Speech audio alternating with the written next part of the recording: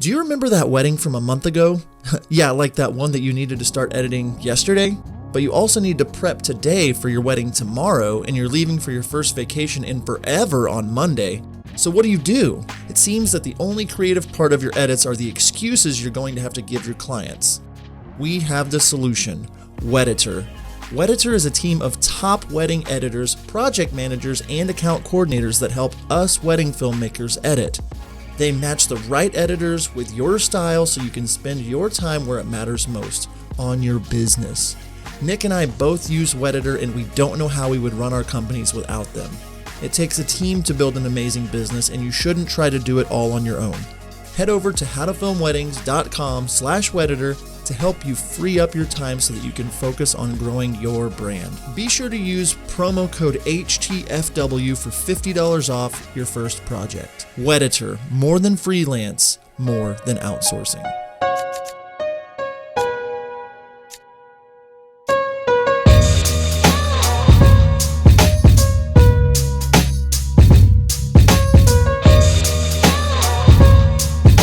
Hello and welcome to the How to Film Weddings podcast. My name is Nick Miller, and as usual, I am joined by John Bunn. John, I'll let you say hi really quick. I know you kind of got a little cold thing going on or something, like you're not talking very well, so you can just say. I'm doing well. I don't know what happened to me a couple times during the episode. My throat kind of closed up. I don't feel sick. I think it's from the 15 plus hours I shot on Saturday.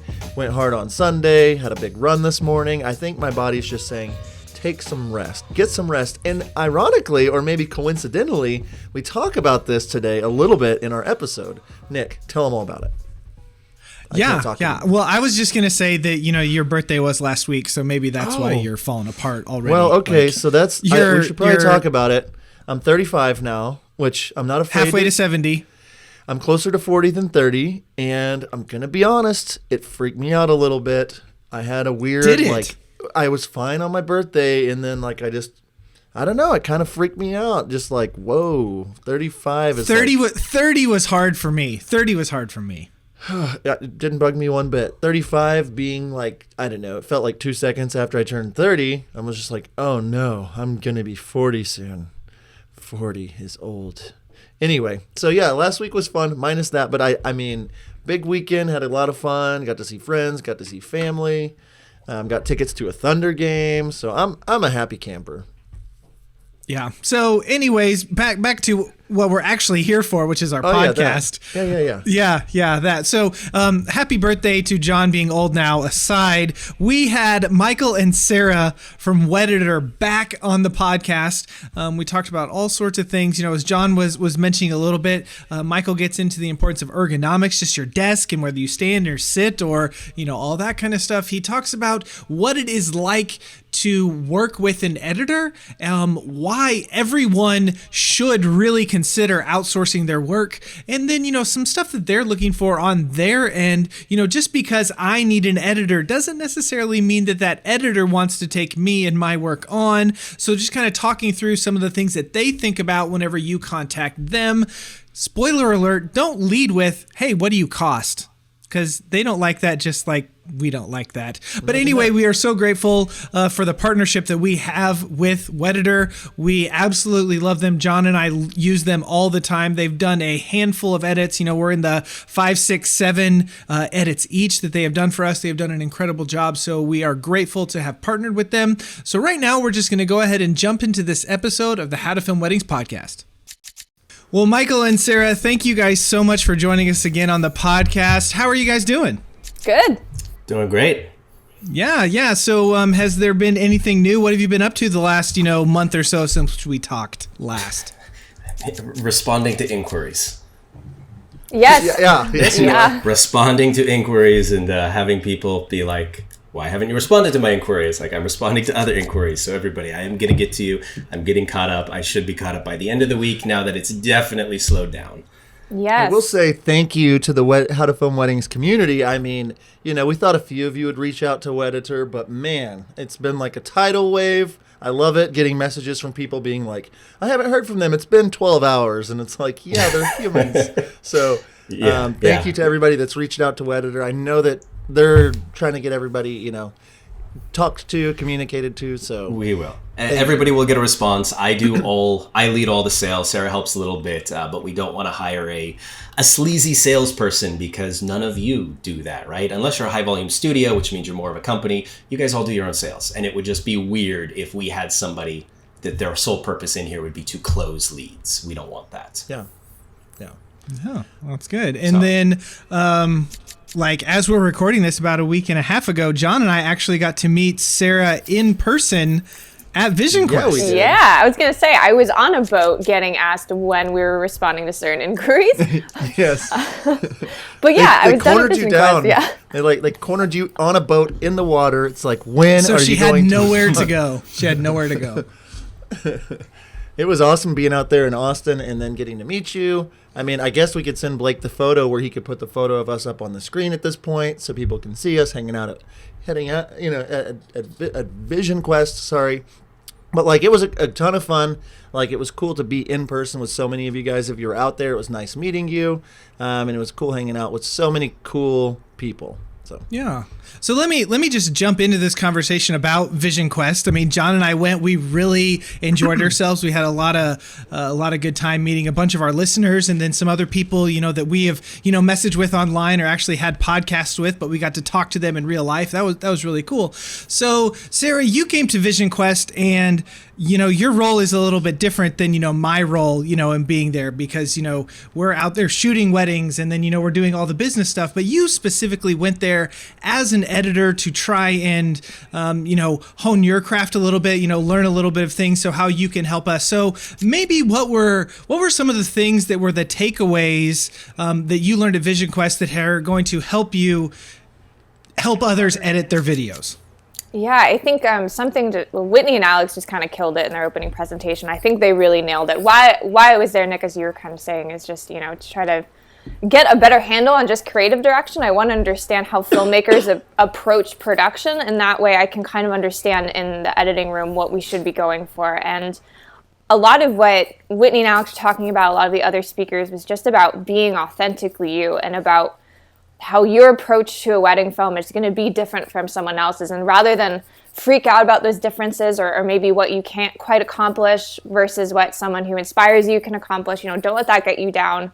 And just, people want to hire you for how you view their day. And this topic was also touched upon. I think Ray Roman did a good job on this too, of just saying, your job is to pretty much tell the story better than how it really happened. You're adding some sort of a magic layer in front of the camera, basically, and showing them a story that, it's a cool perspective from the bride and groom, because they don't know how people experience their day. So you're helping them and their guests kind of re-experience it in a different way. And I just thought that was really cool. And I got my Vision Quest shirt on, so... Yeah. Yeah, you do. You and Nick kind of matched today with a little bit of that look. Yep. Mm-hmm. Yeah. Well, I do get comments a lot about how hipstery I look, especially in the winter, just because I wear a beanie because I'm bald, and my beard because I can't grow hair up here, all that stuff. Anyways, so Vision Quest, we had a good time. A few things that I really appreciated about what Alex and Whitney said, and then what Henry got into a little bit in his conversation, just the importance of sound design and, adding those effects in and that kind of stuff. So, I know the answer to this, but I'll let you guys maybe roll with that. Do you, when someone hands you a film and say, edit this, do you guys put in sound design? Do you, put in that kind of stuff to help enhance videos, or is that just kind of based on if I ask for it? It's definitely something we've been working really hard on improving and including in every film we do, whether or not it's inherently clear in the samples you send us. We try to kind of work in sound design more and more, because as it was talked about in Vision Quest, it allows you to tell maybe even an aspect of the story that you don't see on screen, but is there, and just helping that kind of anticipatory build up to big moments by a kind of like a rising symbol is just so. It's something that I think in everyday media we kind of take for granted, and it wasn't until Henry Martins did his presentation where he pulled up a trailer, and he just played through the trailer with just the sound design tracks enabled, no music, no other sound bites, and it was just crazy to see how much media was actually in just the sound design. And then when you play it back with everything else, it just blends so beautifully. And I just think it's such a underappreciated aspect of editing, and it's certainly something that we are working on making sure we include. Yeah, so our goal with new clients is first always to emulate, right? We want to emulate their style because that's kind of how you build the trust is through emulation. Then we elevate. So that's what we always say. First emulate, then elevate. So one thing that we are doing though is we are pushing sound design more onto new clients, asking about it. But Nick, going back to your point, if it's not there in the beginning, we typically won't do it. But do we do it? Absolutely. And again, we are pushing clients more towards incorporating sound design. And by sound design, we're not just talking about, like natural audio, right? Including, I don't know, the bridesmaids cheering or the birds chirping or waves or so forth. But we're talking more about, that the underscore, right? Using risers and hits and all whooshes and all those very subtle things that just enhance or heighten the emotion. So I'm a huge fan of it. And I think that more filmmakers should be doing it. And we're definitely pushing them to do that. Yeah, it's definitely very powerful. I found it really interesting, and for those of you that weren't at VisionQuest, and Sara said this, but just in case you missed it, he played one of his trailers without his music, with only his sound design, and then he added it back in. If you ever have the ability, maybe as you're editing a film and you've added in sound design, you're like, does this really matter? Is this adding anything? Something that you can maybe try and do is watch your film with just the music, with the sound design off. And then if you turn the sound design on and go back and watch it again, then you'll hear it, and then turn the sound design off. So you're getting, just music, sound design and music, and then just music. And you can really tell the difference. Like, it's almost like you don't know that something's missing until you hear it and then it's taken away. Like, if you just start with it, everyone will think, oh, this is just fine, without any sound design. But whenever you go, I hear it, I take it away, then you're like, oh, I can really, really tell that something is definitely missing with that. So I think that is a great thing that will just improve so many people's films. And I think that whenever you kind of get into the upper tier, upper echelon of filmmakers with their wedding films, like, that is definitely something that they are putting in that a lot of newer people aren't even considering, because we're just focusing on, just the shots or, the mic audio, and like, that's absolutely it. So anyway, that's really great that you guys are touching on that. Yeah. One last point. Yeah. So everybody knows the saying that seeing is believing, but also hearing is believing, right? And if you do watch a film without any sound, that sound just brings it to life. Without it, it feels kind of dead. Some famous filmmaker, I don't remember who it was. Martin Scorsese is the one who pops into my mind. But somebody once said that a great film, you can watch a great film is a film that you can watch without the sound on. So with the sound off, and you can watch with the sound on, but the visuals off. So, right? So you can just listen to it, or you can just watch it without any sound. And I think that holds true also for wedding films. Yeah. Right? So much of the emotion is in the sound. And for podcasts that let you play their episodes on YouTube. Yeah. I'm sure you want. Yes. Yeah. So was there, Sara, anything else that you kind of stood out to you at VisionQuest that you have really taken back to what you're doing at Wedditor? Yeah, just like a healthy, and I keep using this word recently, just like a recentering. I think so many of us, and it was shocking to even, meet filmmakers that, I consider successful, like top of their game, like doing so well. And everyone just kind of has that shy tendency in person. And it was nice to be reminded that although what we feel like is just sometimes we're our own like one-man band, we're alone in our own little corner of the world. And like, yeah, there's Facebook groups, but to get out there and kind of meet other filmmakers just brought kind of a realness to it, and kind of brought kind of a humbling back to what I do, and understanding that at some point when you watch so many films or you're editing so many films, you kind of lose sense of the person who's making them and the clients. And this kind of brought it back home that we're people helping other people, and that we're kind of all in this ship together. And just that, I think someone asked at the final Q&A, to everyone that was up there, what do you consider yourself successful? And the answer that most people gave was like, no, I don't really. There's never been like a moment where any one of them have really felt that they, quote, made it or arrived. And I think that's something that all of us kind of struggle with too, is like, you just keep going. And at some point you never really stop and look back. You're just kind of always going forward. So that was kind of a ramble. But I think the main point was just that I think it was good. Connecting with other filmmakers was really crucial. And anyone that's listening to this that hasn't been to a workshop, I'd really encourage you to give yourself the chance to go out and to meet filmmakers. I was there, and as well as other filmmakers were there by themselves. We didn't know anyone, and we just all connected and kind of came out of our shell a little bit. So it was super cool.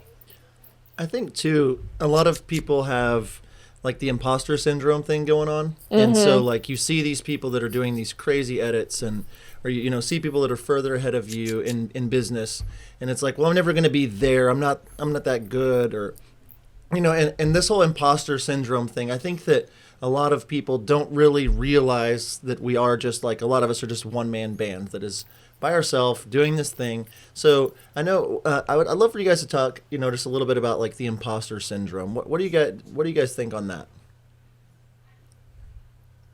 Go for this, Sarah. Yeah, it just, you know, it's so weird, I think, with wedding filmmakers, different than other kind of filmmakers, is that it is one of the rare forms of creative work where ultimately your client is the final answer. It's just you and your couple. There's no one else kind of coming in and saying, hey, why don't we, you know, change this up or review it? And then at the end of the day, if it's just you and you're not, you know, the most extroverted, confident person, it can kind of just get to you after a while, just feeling like, yeah, I'm doing this and my couples are happy, but am I really an artist? Am I really going out there and doing something unique and different? I don't really think so.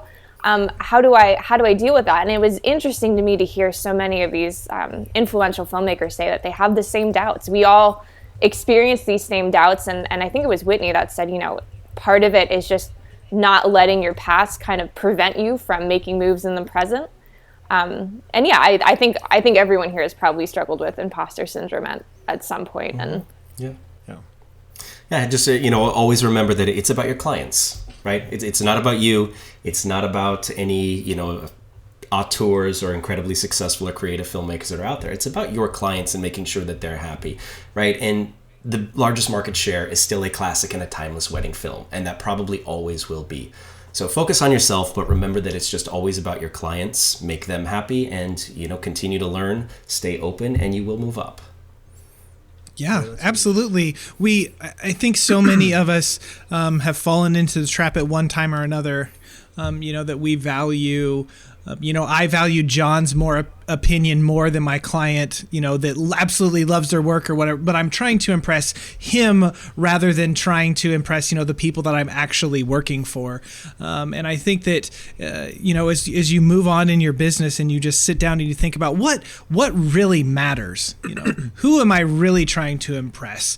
And if you can get that focus on that, okay, this is a video for my couple and I want it to be something that they will have for the rest of their lives, that will outlive them, that will outlive me, you know, that their grandchildren watch it, you know, like that kind of stuff. If we can, you know, get that into our mind, and I know that that's easier said than done, but if we can get that into our minds, then I think that will make us, you know, successful in what really matters, you know, like creating a product that we can stand beside, that we say, hey, I'm happy that you have this, and this is, you know, for the rest of your life. So I think that is a great point there.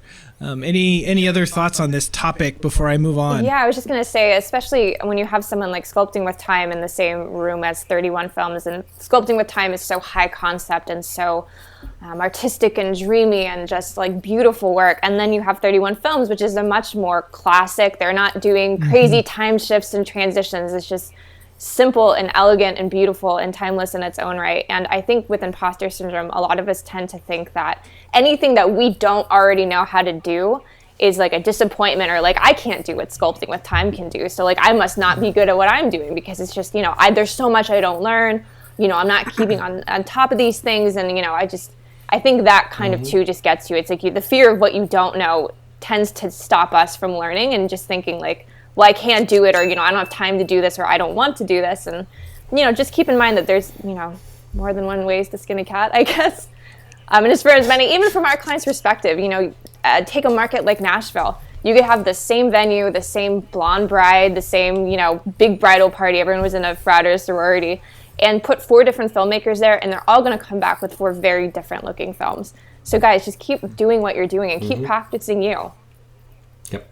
On that note, one last thing I do want to say is that in all the inquiries that we've received over the past 3 years, a lot of times, and this tends to come from more of, you know, beginners, they're in their first or their second season, but I can't tell you how many times people have mentioned, you know, like you know, White and Reverie, Forestry Films, like these are the 2 that they want their work to look like. And usually, you know, there's there's a big difference, right, when you're just starting out in where White and Reverie and forestry films are, right? I mean, they've got years of experience behind them. But again, it just goes back to too many people wanting to feel like, I want you to replicate their style and make my style look like theirs. We had one lead we received a very long time ago. This was probably in the first couple months of Wedditor. She's like, hey, I'm new to this. I'm a photographer. I just added videography. I just took Ray Roman's course, and I want my films to look like Ray Roman. And you open the footage, and of course, it's like, okay, hold on. Like, you're not there yet. Like, let's help you get from where you are from point A to point B. We can't go from point A to Z, right? We got to go step by step. So again, focus on yourself, and you're going to get there. Don't worry about where anybody else is. Just focus on your clients and getting better. And I think, too, in that whole imposter syndrome kind of thing, like being somewhere like Vision Quest, you're around these people that are like, you know, looked at as almost gods in the industry, and you're like, who are they? What are they doing? Like, what do they eat for breakfast? How can I be them? How can I, or whatever? And like, just being around those kinds of people and seeing like they're real people that started somewhere and figured out who they were in the process, and then that's when it really hit. And so, like, if you're newer and you are looking at forestry films or White and Reverie, and you say, I want to do something like that, that's good. You know, you don't want to try to copy them, but you do want to pull from them or pull from things that you really like and add that to your style. And so being around those kinds of people that are doing it and have built a name for themselves, you know, it's always so humbling and awesome for me to realize it's like, oh, that's just a regular person that, you know, films weddings. You know, it's not, you know, a NBA basketball player that, or it's just a person. And so being around them, like, and going to these types of workshops, being involved in like our Facebook community or whatever, is like turning these people into real people as opposed to like some kind of icon. And so if you're new, don't, like, you know, even if you're 5-6 years in, don't get lost in like, I'm never going to be as good as them. You just need to do you as best as possible. Yeah, it's a great point. And thanks, bro. Yeah. And kind of along those same lines, Michael, back with what you were just saying, and you know, you kind of wrote these notes up that we're kind of going off of, so I'm going to let you kind of take this one. But, you know, the idea of you know, you have your imposter syndrome kind of stuff creeping in, and you want your films to look a certain way. But then, you know, whenever maybe you contact, you know, someone like you to edit the film, and, you know, all I want to do is send you, you know, my junk films, you know, quote unquote, you know, the stuff that I'm not proud of, or the stuff where everything went wrong. I shouldn't say junk, they're not junk, but, you know, like the things where just stuff didn't go well on the wedding day, things didn't go Sorry, you know what I'm saying here. Brides is gonna like get on and listen to this and be like, "Is he talking about me?" No. You know what I'm saying. The days where they just don't go well and want to send that stuff to you, but then everything that is perfect or whatever, you know, me keep that for me. Or I don't know if that's the idea that you meant with this, but I'm going to let you just kind of run with this topic a little bit. Yeah, so for anybody who has not outsourced yet and is looking, you know, considering it, looking for an editing partner, one thing that we've found, and this tends to happen quite commonly, right, is you send out an inquiry, or, you know, we get on the phone, we discuss the partnership, you know, you send over your first project and you send over some sample films. Now, I would do the same thing. What sample films do you send? Usually you send the sample films that are the best, right, in your portfolio. Occasionally you may send something that is very specific to a certain wedding, right? Like, hey, you know, the couple absolutely loved this one wedding I did, so do try to emulate this. Or, you know, I previously shot the bride's sister, so please emulate that film. But for the most part, it's the best films. Now, when most people are looking to outsource for the first time, they already have a backlog. And so what's the first film they usually send? It's the one they're dreading editing. And why are you dreading editing it? It's the offshoot of your brain. Exactly. You hate Redditor. Less than 3 layers. Look, everything went wrong, right, on that wedding. Now, a lot of times, let's take a step back. Great wedding films are out of the control of the filmmaker and the editor, okay? There's only so much control we have over them, because great wedding films typically involve a bride and a groom whose personality shines through. The toasts are hilarious, and they have you crying at the same time. It was the most beautiful venue you've ever seen. It was the most beautiful light you've ever seen. All of those things play a factor into creating a great wedding film, and a lot of them are out of your control, right? What do you do if there's no toasts?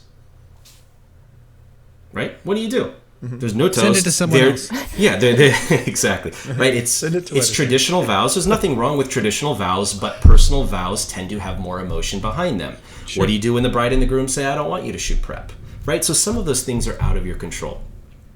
So anyway, so we get samples out of these great wedding films, and that becomes the expectation. But then what they sent us, or the bride and groom were super stoic, or, we've had this before with the bride and or the groom getting super drunk at the wedding.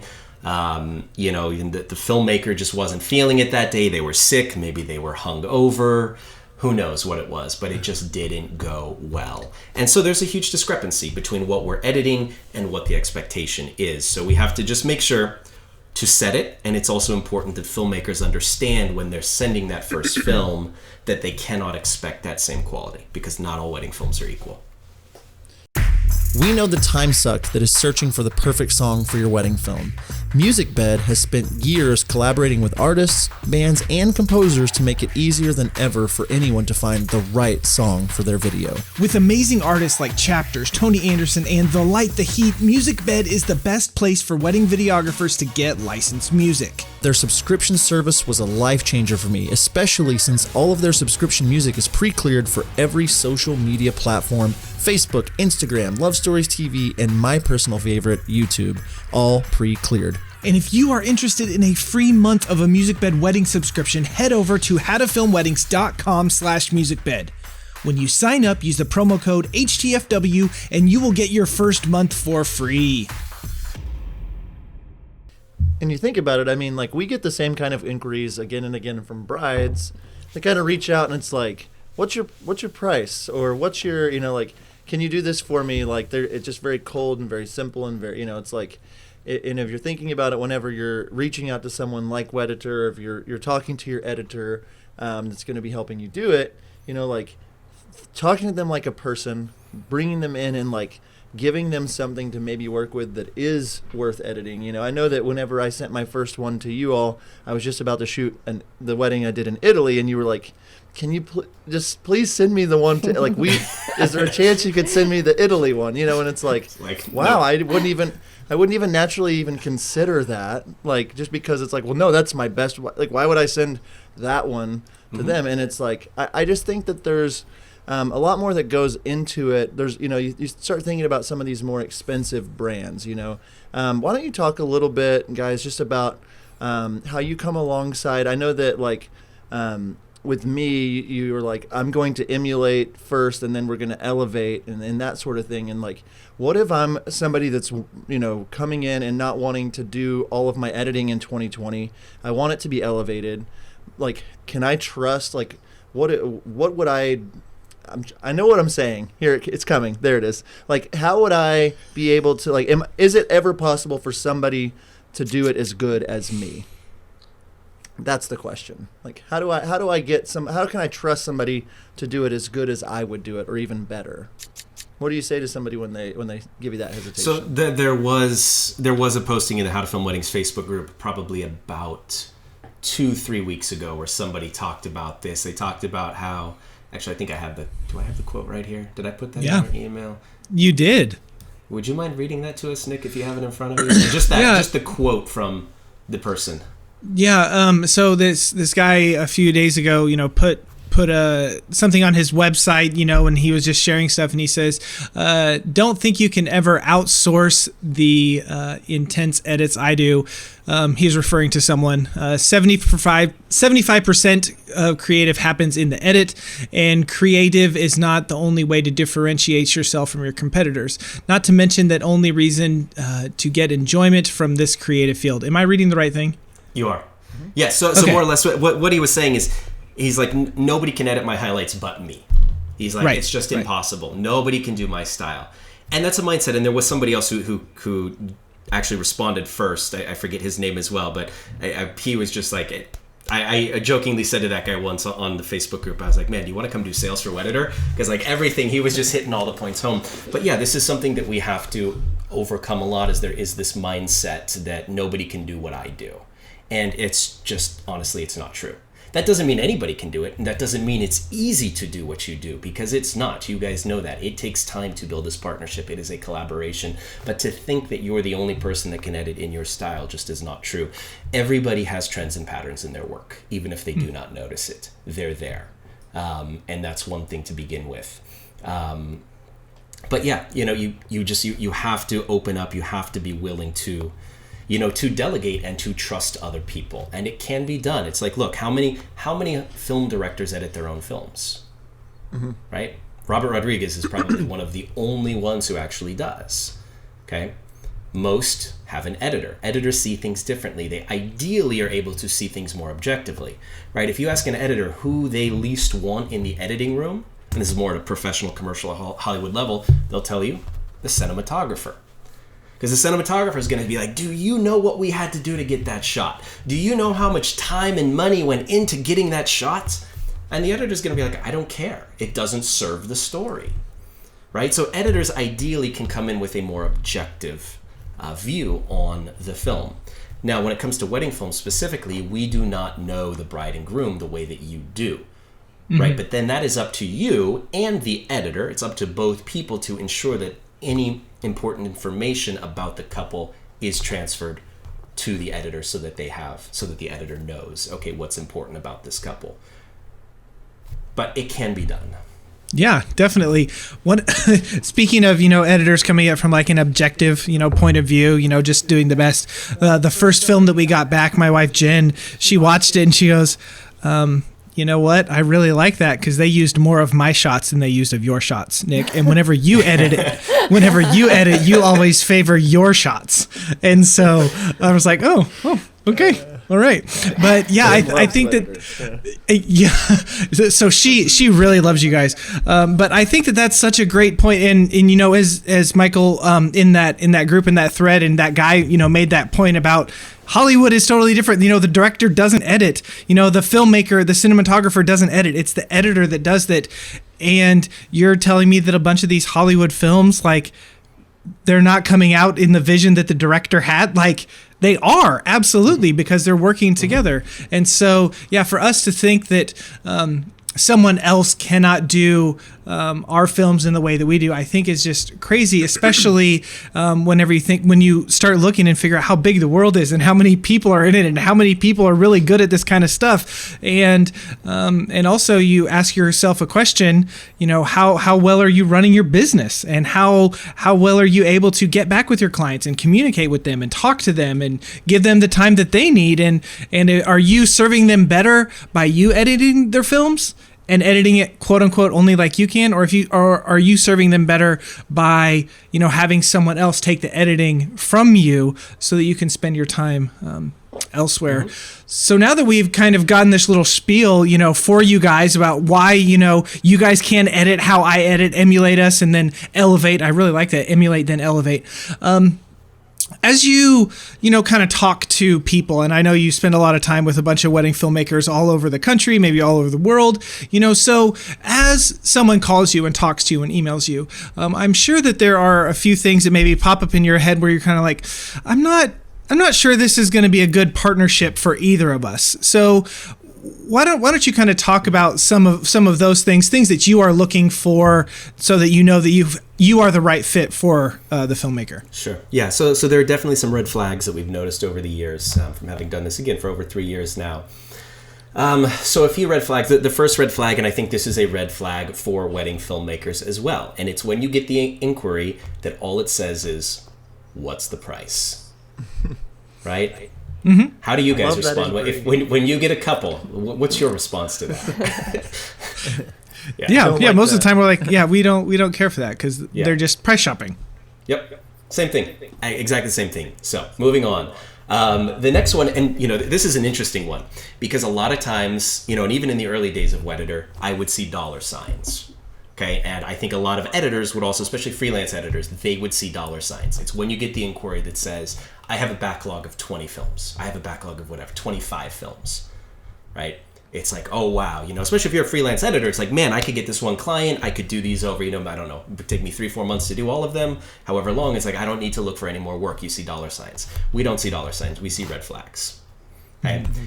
there's no reason a backlog should get up to 20 or more than that. A backlog of 8 or 10, that's totally normal. Absolutely normal. But what ends up happening with backlogs that big is that the partnership begins under duress, right? There's already, the filmmaker is already anxious, they're already stressed, and they put pressure on because of that, right? And so we're just trying to put out all these fires when the house is already engulfed in flames. And you can't do that. It's hard to edit when you're getting emails and phone calls all the time. It's like, look, it's not our fault that, we're editing a wedding that you shot back in February right now, and your deadline was whenever, August, and you're already late and the client's calling and so forth. And so that just puts a lot of stress on the partnership, and it makes it hard. We've found that the best partnerships are those that grow slowly and consistently. Asterisk knowing very well that everybody has a low season. So the next one is playing off of that. Another red flag is when you are sending weddings that were shot months and months ago. And it's important. One thing that I will ask is, what is your contractual turnaround time with the client? Okay, we had a client of ours, they've been a client of ours for a number of years, actually one of our oldest clients. And recently they shot a wedding in June, and they just sent it to us. They sent it to us at the end of August, knowing that contractually they had a 3-month turnaround time with their clients. I think it was like a mid-June shoot, so it would be due by about September 15th. And I know that when they sent it to us, we had about 2 weeks until their deadline. But the thing is, to be frank, we don't care when your deadline is with the client. When you send us a project, we have our turnaround time in our contract. That is all that matters, right? Is what our turnaround time is. And at the time, our turnaround, I think at the time it was already 3 to 4 weeks. And so we get an email 2 weeks in, like, hey, how's it going? When are we going to get it? It's like, we always remind people, this is our turnaround time. Your project is being, it's being edited. But she's like, but we're going to be late with the client. It's not our fault. Why did you wait 2.5 months to send it to us? Like, why didn't you send it to us back in June or July? So that's a red flag. And then Sarah, if you want to discuss the last kind of red flag, which is actually doesn't always happen until we start the partnership. We don't notice this, but I'll let her. This is something that we've started doing a lot more of, and that is when you upload your first project or send a drive, however you're sending project number one, is I spend a lot more time now looking at your raw footage. And that is because if you're talking with someone on the phone, of course, they're going to say, everyone's going to admit that, there's days that, shoots don't go well or things don't work out the way you planned. And then there's definitely a clear difference when you get their sample films, and their sample films are like gorgeous and beautiful shots and like so clean and crisp, and you get the raw footage and the raw footage looks like a dumpster fire. Like, they're really bad, or like they're the kind of filmmaker that they'll hit record and just walk away and let it roll for 20 minutes, or they send you 29 audio files and none of them are labeled. And I was discussing this with Michael, and it's every editor, and this is going back from when I was a freelance editor, it's like you want to give every creative edit 100% of your effort. You want to tell a story, you want to feel like you're collaborating, and you want to do a good job for the couple and for your client, of course. If you're sending someone, footage where maybe their second shooter was really bad, but you have to spend about 25% of your time doctoring that footage to get it up to usable, well, now your editor only has about 75% energy left 75% of their energy left to give the creative, to give the storytelling part. And then if your footage also isn't that good, or things like, you deliver in 24 frames, you shoot a lot in 60, and I get the footage and it's so shaky that I almost have to slow every single clip to find that usable 3 to 4 seconds where exposure was okay, most importantly, it was in focus, and that there was something interesting going on. Well, then now I have about 25% of my energy left after I've culled, after I've just done basic stabilization and little tweaks to see if I can even use that. I've got about that little energy left to actually make the edit something personal and fun and kind of, more heartfelt. So raw footage is really important, and it's something I've noticed that's similar between the high-end filmmakers and our volume brands. So volume brands are clients that shoot basically over 60 weddings a year. They probably have more than one video team filming. We always get very good, clean, raw footage from our studios, and we always get pretty good to really good, clean, raw footage from our high-end filmmakers. It's that middle of the market that seems to really struggle with capturing things technically well. So sometimes that's a big slowdown, and sometimes we'll see the samples, we'll look at the footage and just be like, okay, how are we going to get from point A to point B here? So that also slows us down. Again, that's just a red flag. That kind of just says to us that they're kind of just rushing. Maybe, I don't know what their motivations are for doing it, but maybe, they're not quite ready to be outsourcing yet. Yeah, and it's sometimes you'll be surprised. Like we've seen some final films that look incredible, but then you get that raw footage and it's very difficult to go through. Editors want to start editing, right? And when you get that footage and you send us 29 audio files that aren't labeled and half of them have, 2 different channels going into them, it's like you're going to spend over an hour, right? Just trying to figure out what's what. Pluralize isn't going to work when you have 29 audio files that are unlabeled. And it goes back to the first impression, right? What's the first impression when the editor opens this project? There's a difference also. It's not to discourage the middle of the market or newer clients from outsourcing, because we always reserve a number of spots for newer filmmakers, meaning they've only been in the industry for 1 or 2 years, right? Because I like helping them. It's great to see their growth, and it's just great to see, I think, how much faster they can grow by partnering with us. But at the same time, you just be careful. I mean, don't just sit there and hit record. And the biggest one is that Sara mentioned, and this is the one that just, I think it kind of haunts us, is the 60 frames. And like just running around, there's one that comes to mind, and this was a final film that looked like, this filmmaker had beautiful final films, but we were just shocked by the quality of the footage. They were running around the reception venue. It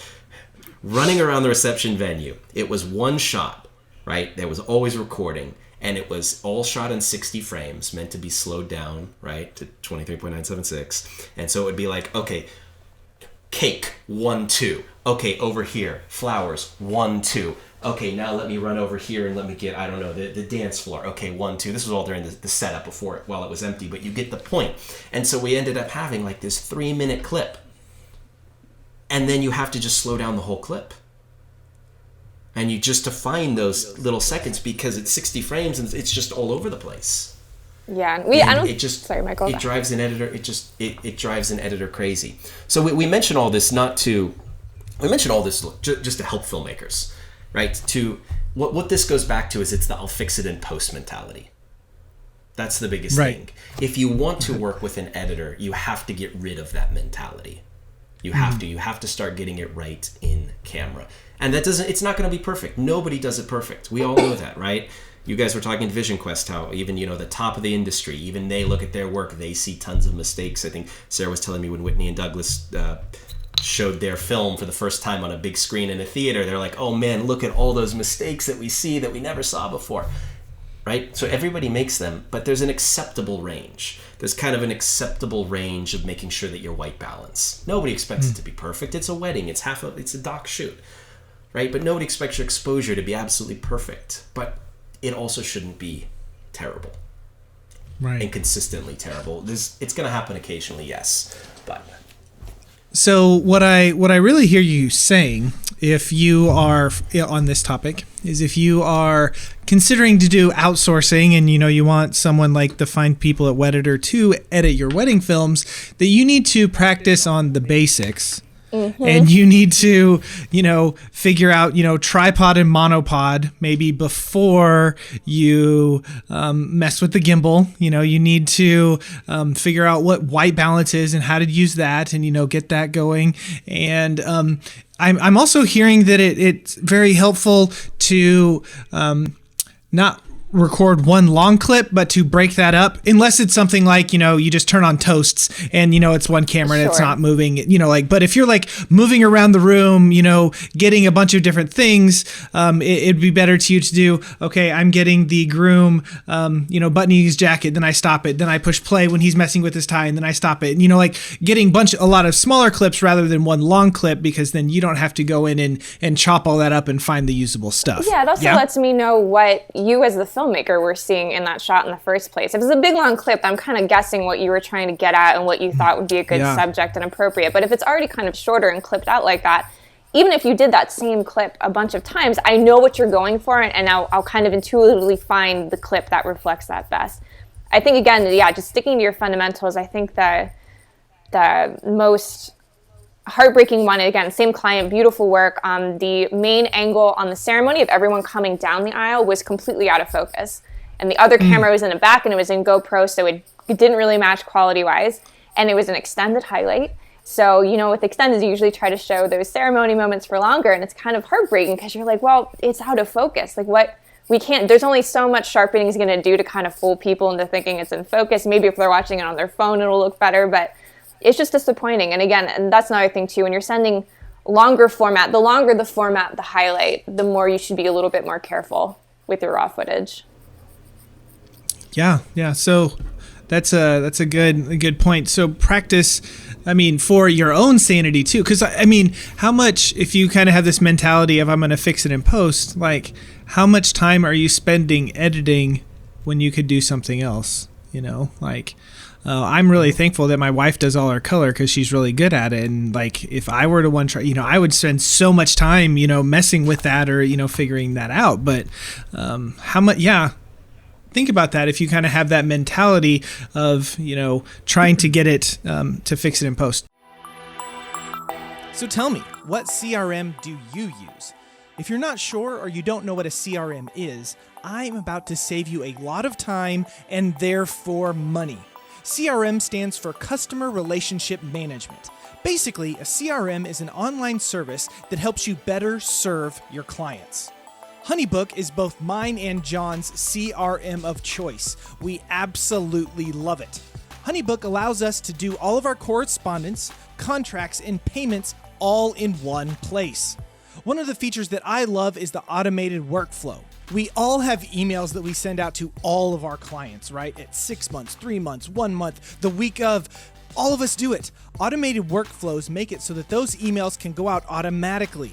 Since I don't have to take time to, 1, remember to send them out, and 2, to write them, I save time and make more money by working more efficiently. Are you interested in saving time on the business side of things? Go to howtofilmweddings.com/honeybook for a free 1-week trial. Also, because the Honeybooks really like me and John, we can give you $200 off of your first year, and that also comes with a 60-day money-back guarantee. So what are you waiting for? Go to howtofilmweddings.com/honeybook to start saving lots of time in your business. Oh yeah, legally I have to tell you that John and I are affiliates of HoneyBook. Yeah, John, what do you got? I was gonna throw it out there that I know not everybody is in a position or wants to have somebody outsource or edit their work for them, and even if you're not having somebody do this, which to each their own. Some people love it, some people don't. Like, you are going to be more happy with yourself in 6 weeks after the wedding or whenever you start editing it if you did take the time to do it the right way when you were shooting it. Yes, you can fix things in post, and that's the beauty of video. You can cover things with B-roll usually, but even since having Wedditor as part of my team, I label things a little differently. I've made sure to at the beginning of my Tascam recording to just be this is John's microphone. The groom's about to put it on for Jimmy and Susie's wedding, for the ceremony. And I'm just saying that into the audio at the very beginning because I don't know if I'm going to edit it or if Sarah's going to edit it or, I don't know who's going to be doing that. So just the little things like that I've picked up, and then just the way that I'm organizing the different cameras and making sure the clips are all there and all that kind of stuff. When I have, I'm still editing some, but, it's kind of 50-50. Wedditor's doing half the edits, and then I'm just pounding through them as I can. But, I'm realizing I'm going a lot faster because of the way that I've just set up these projects and stuff. And I was going to throw it out there earlier. I was talking to my wife earlier today just about 2020 and how, it was hard to get going in 2019 because I hadn't budgeted for the services. And I, pulled extra funds to get you guys going, and I'm just now I'm in this position where I feel in 2020 I'm really free to do things even for How to Film Weddings or for our YouTube channel or different things that I want to be doing. And I added up the amount of time that they've saved me already. You guys have saved me about 12 weeks of editing. Wow. So that's awesome. 3 months of time that I've been able to work on a lot of projects, passion projects, things that I feel like are going to make me more money and more happy than sitting here calling through my footage and everything. And I will say that like the cool part about this relationship with you all is seeing a film that you guys have made after making 4 or 5 or 6 of them for me. It feels like me, and then I can be the director and say, I like what you did here, but I just don't like the feel. Let's move it this way. And you guys are like, got it, makes sense. That may, and, you know, and there's like this synergy that's going on now where it's like, oh, good idea. That was really cool that you guys used that way. I might not have thought of that. And so that's where it starts to feel like it's elevating. And so it's been one of those deals where I just like, after adding that up, it's like, wow, 12 weeks, I would have, 5 more weddings to edit right now. And oh my good, like I'd be stressed going into the time of the year where I want to be fresh so I can be selling and doing. And, to me, I've said it before, if I never edit a wedding film again, I'm not that guy that wants to be doing it. It's been 13 years of having to do it, And so it's like, oh, wow, there's this like extra free time. And so anyway, I just say all that to say, if you're out there listening and it's not even something you want to do, it will help you to be thinking along the lines of you are going to be handing it to an editor, which might happen to be yourself. But like future you is going to be very happy that you took the time to do these things right. So help out future you. That's all I'm trying to say.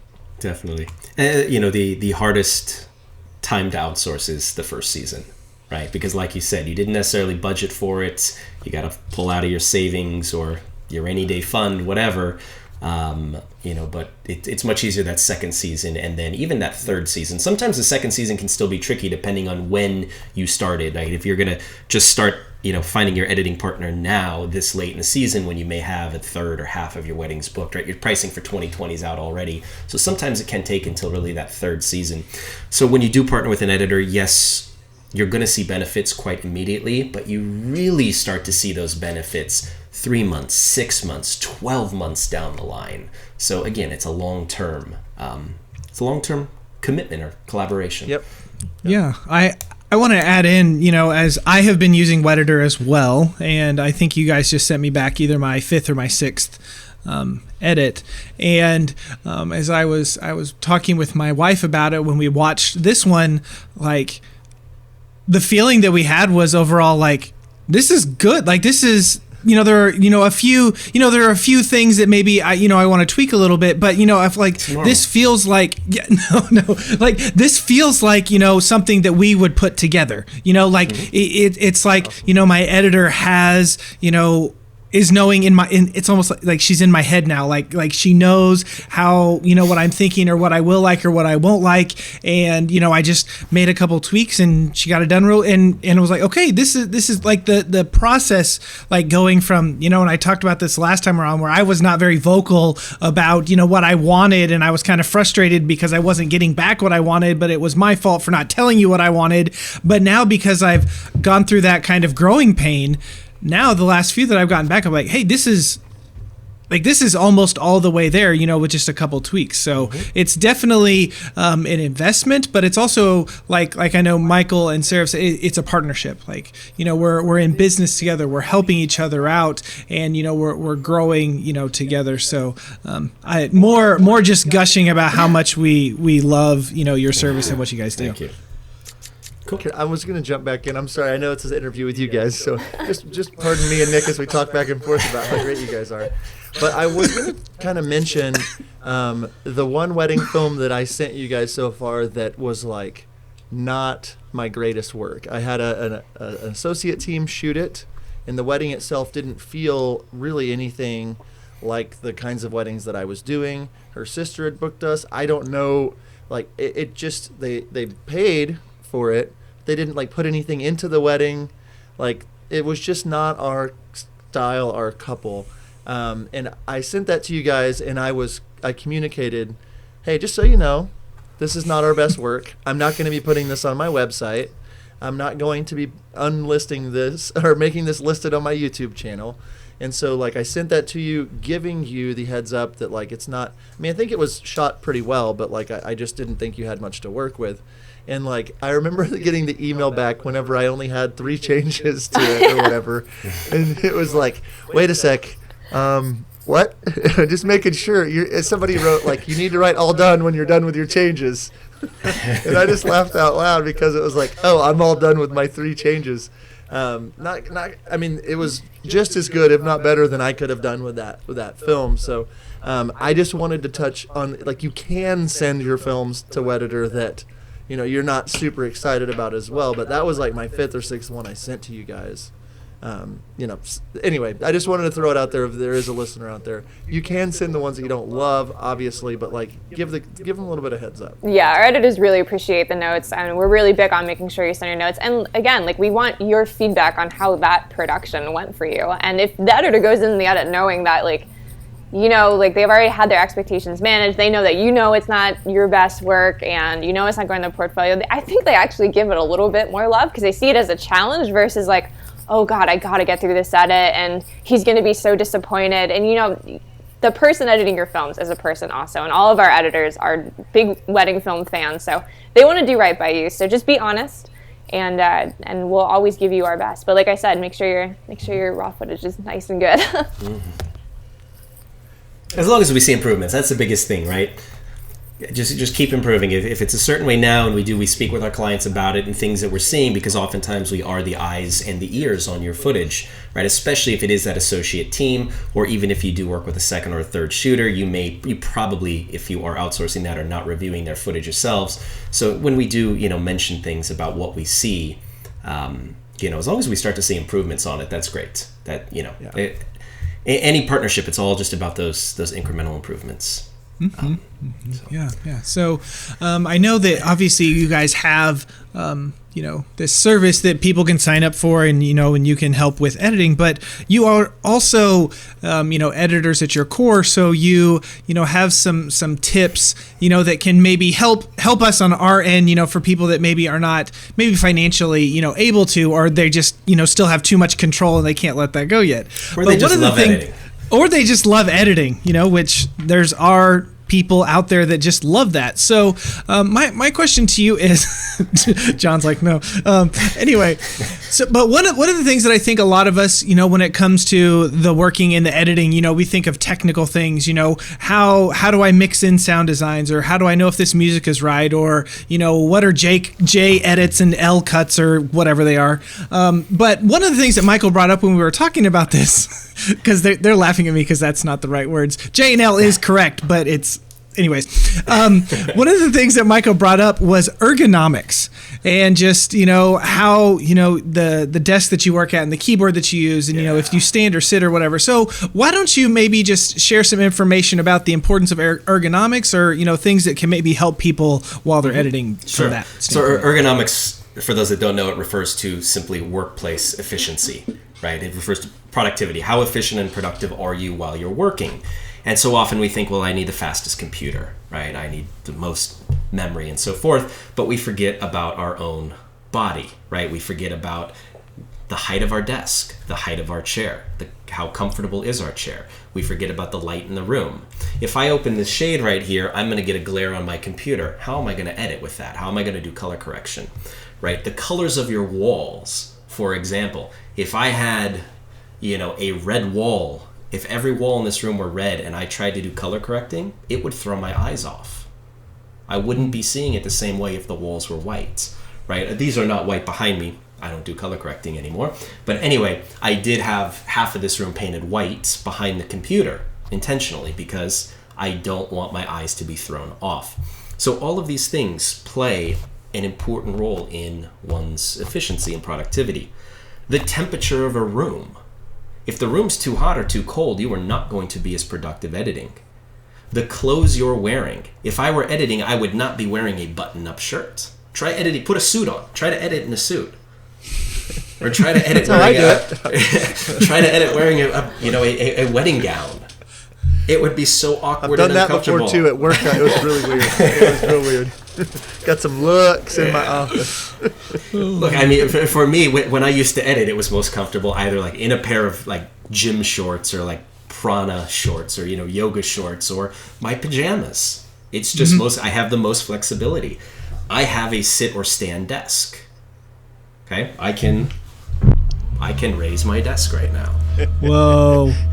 Whoa. Okay. Hi, Michael. This wasn't, see, so I can stand. And so I'll do this when I'm working. If I need to be really productive and get through a lot of emails quickly, I'll stand. So all of these things go into one's ability to be productive. Yeah, seriously. We're on an elevator right now, going down. Our listeners are going down the road or driving like, what in the literal heck is going on? So yes, for those of you who are just listening, yes, my desk goes up and down. So I got one of those. I got one of the sit-stand desks, and that way, I've got a mat so that when I do stand, I'm using, for those who can see, I purchased a mat to stand on because it's just more comfortable on your feet.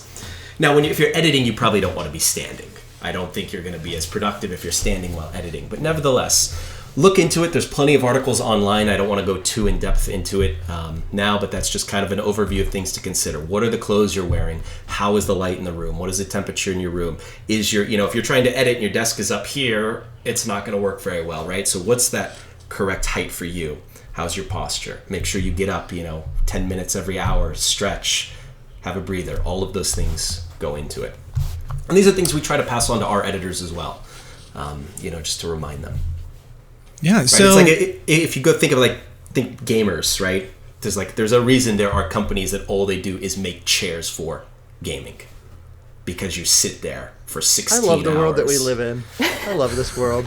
I think a lot of editors actually... We can't even talk about this. Like, our ancestors are like, are you freaking kidding me? Come on. So, yeah. But it's true. And I guess one last thing I'd like to touch on with this, and this again, I mean, this is how great, like, seriously, two things. Number one, sometimes on the Facebook group, people will post, like, pictures of their workspace, right? And it's so cool to see because so many people already get it. They have such awesome workplaces. I'm always inspired when I see their desks and their setups. Mm-hmm. But secondly, the last thing, and this also goes back to just how great the Facebook group is. So for all of you listeners who are not part of the Facebook group, please join the How to Film Weddings Facebook group. There is so much valuable information there. We didn't even have to plug that. You didn't? Man, that was awesome. Facebook.howtofilmweddings.com. Yes, we're getting to the end of the episode. So let's end by talking about sleep. Because somebody posted this the other day, and it goes back. It reminded me something from my past life when I had a video production company, and I used to actually do production. Somebody mentioned investing in your bed and how you sleep for a third of your life. And I used to have a client that's the pretty high-end Swedish bed or mattress company called Heston's, and really expensive mattresses, and they've been doing it for hundreds of years. But when I was doing marketing videos for them, that was one thing that they always drove home. You spend a third of your life in bed, and yet so few people invest in their sleep, right? Think about how much money we invest in our equipment, or think about how much money a lot of people invest in trivial things, in cars, right? Cars, nothing depreciates in life as quickly as a car. It's a terrible, terrible investment, right? But people soup up their cars with the biggest rims and the best subwoofer and all of this, yet nobody wants to invest in their bed and in their quality of their sleep. In your sleeping life, the quality of your sleeping life directly affects the quality of your waking life, right, John? Yes. You know that today, but I think you've already invested in your sleep. But anyway, so it's, find that bed. That doesn't mean you have to go and spend $10,000 on a bed. No, but find a bed that you like, that's comfortable for you.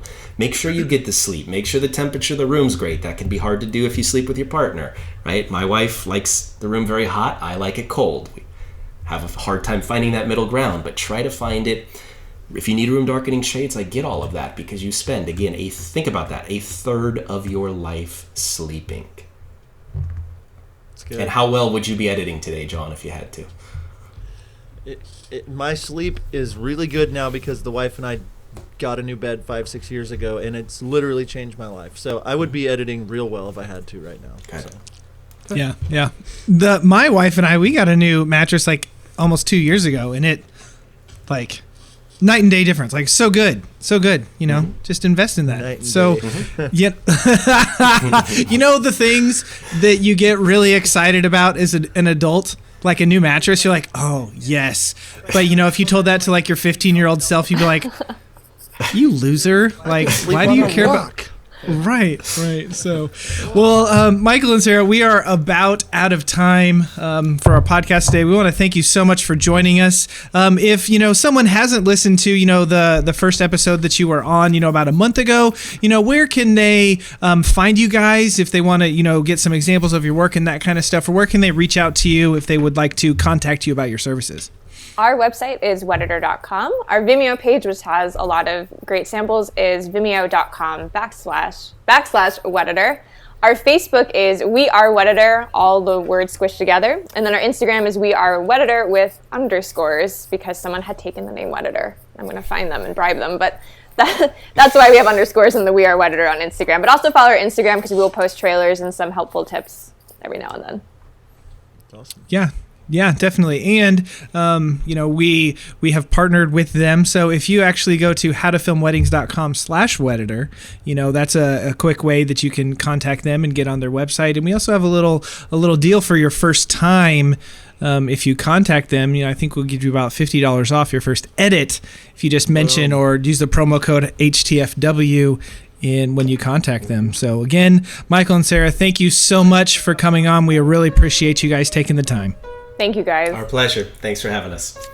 Again, we want to thank Michael and Sara for coming on the podcast this week. They have lots of knowledge that they can share with us about editing, and they can really help you grow your business. We want to ask you to head over to howtofilmweddings.com. We have lots of digital products that you can purchase. One of my favorite is our digital email template.